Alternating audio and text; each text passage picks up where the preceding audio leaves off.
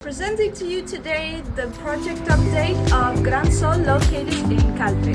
Now this villa is composed between 4 bedrooms with 4 bathrooms en suite, a guest toilet, an individual garage, living room, open kitchen.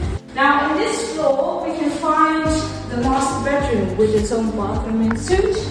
The entrance is via the individual garage, and then also the floors are connected through staircases and a lift. Via staircase and via the lift, we will go to the main floor, which is here, and where you can enjoy the breathtaking views that this villa has.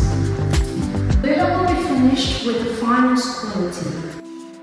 Now we will go down to the last basement floor. The basement floor will be an area whether you can choose it to be a home cinema or a gym. That's up to the buyer. Going outside, we will also find a terrace. Follow us to see how this villa is going to be finished.